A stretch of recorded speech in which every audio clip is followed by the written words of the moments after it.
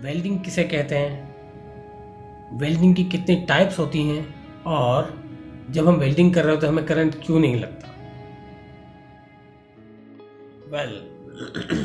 तो वेल्डिंग कहते हैं किसको, दो मेटल को इस तरह जोड़ना कि वो यकजान हो जाए, उसको वेल्डिंग कहते हैं। इट्स वेरी सिंपल, इसमें कोई दो राय नहीं है, ठीक है।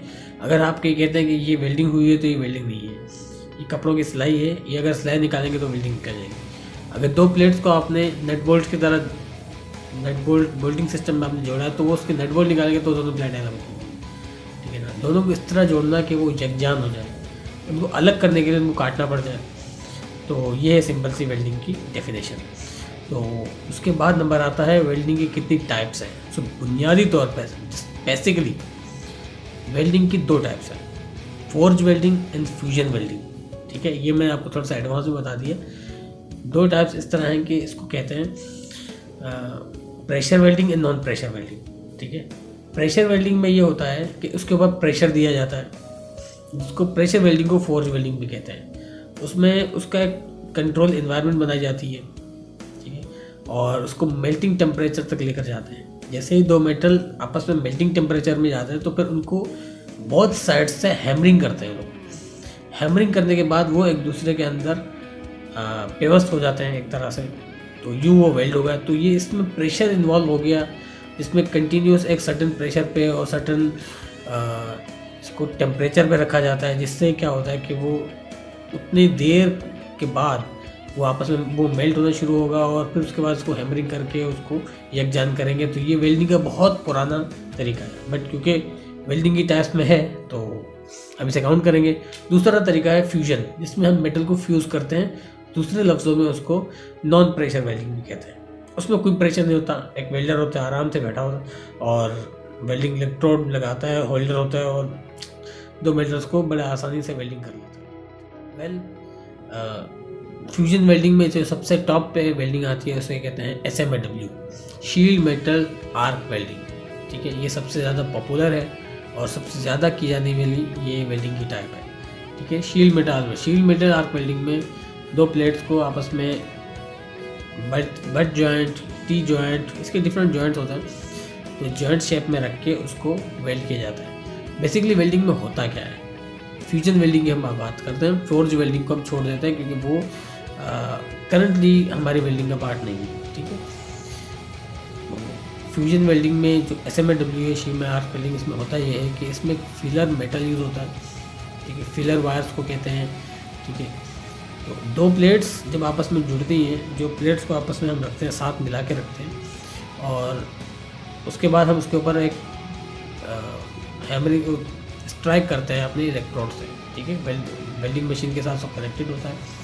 जब उसके ऊपर स्ट्राइक करते हैं तो वो उससे आर्क पैदा होता है, जिससे वो दो प्लेट्स भी मेल्ट होती हैं और ये रॉड जो है ये भी मेल्ट होता है, और ये मेल्ट होके फिलर मेटल उनके ऊपर साथ मिल के उनको भी मेल्ट करता है और एक नया जॉइंट क्रिएट कर देता है, ठीक है। तो वो आपस में मिल जाते हैं। इस तरह करके उसने दोनों बेस मेटल्स को भी मेल्ट किया और खुद भी मेल्ट होके उनके साथ ये चिपक गई, ठीक है। अब ये दोनों एक जान हो गए, इनिशियली ये एक जान हो गए, 100% नहीं कहेंगे क्योंकि दिस इज टैकिंग, हम टैकिंग पे अभी से खड़े हैं, सही है। तो इस वक्त हम टैकिंग पे खड़े हैं, तो ये एक टैकिंग। जब हम फुल वेल्डिंग टैकिंग के बाद, इसके इंस्पेक्शन के बाद हम फुल वेल्डिंग करते हैं तो फिर उसमें हम फर्स्ट पास, सेकंड पास, ठीक है, उसके बाद कैपिंग, ठीक है, डिपेंड करते हैं कि थिकनेस क्या है। कैपिंग करने के बाद हम उसको बैक गॉजिंग करते हैं, बैक गॉजिंग करने के बाद क्लीनिंग करने के बाद हम फिर दोबारा से वेल्डिंग करते हैं, फिर से कैपिंग, उसके बाद ही एक जान हो जाता है। तो वेल्डिंग जब कंप्लीट हो जाती है तब ये एक जान हो जाता है, ठीक है। तो वेल्डिंग स्टार्ट्स की मैं आपको बात बता रहा था कि टैकिंग के तौर पे टैकिंग के वक्त ये होता है कि मेटल मेल्ट होता है, दोनों बेस मेटल मेल्ट होता है और फिर उसके बाद जो रॉड होती है वो मेल्ट होती है और ये एक जॉइंट क्रिएट कर देते हैं। So that's called simple well. दोस्तों, हमने ये तो डिस्कस कर दिया कि वेल्डिंग की टाइप्स कितनी होती हैं, मज़ीद टाइप्स हम मज़ीद डिस्कस करेंगे। और हमारा तीसरा सवाल था ये कि हमें करंट क्यों नहीं लगता जब हम वेल्डिंग कर रहे होते हैं। तो जब नॉर्मली हम अपने घरों के अंदर जो सप्लायर होते हैं 220 वोल्ट में आ रही होती है, कहीं 240 वोल्ट में आ रही होती है, तो हम अगर एक तार कनेक्ट कर रहे हो तो फ़ौरन हमें झटका लगेगा क्योंकि हम वोल्टेज बहुत ज़्यादा होते हैं।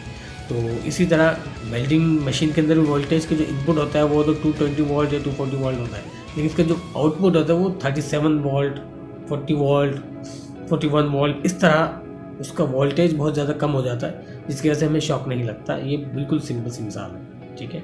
इसमें कोई इस तरह रॉकेट साइंस नहीं है कि कोई कैलकुलेशन होती होगी, कोई कैलकुलेशन नहीं है इसमें, ठीक है। और इसके वोल्ट्स क्योंकि कम हो जाते हैं इसलिए हमें शॉक नहीं लगता, क्योंकि इसके वोल्ट इसलिए कम रखे जाते हैं ताकि ह्यूमन बीइंग जो हम वहाँ पर घूम रहे हैं, काम कर रहे हैं, तो हमें शॉक ना लगे। इस तरह हम अगर वोल्टेज के हाई रखे जाए तो फिर शिप तो हम बना ही नहीं सकते, हम कोई भी चीज़ फैब्रिकेट ही नहीं कर सकते, ठीक है।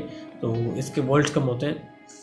और अच्छा, वेल्डिंग की जो हम सेफ्टी अगली क्लास में डिस्कस करेंगे, लेकिन आपको सेफ्टी के बारे में थोड़ा सा बता दूं कि मेन सेफ्टी जो है वेल्डिंग की, उसको किसी भी डिस्टेंस से नहीं देखना है।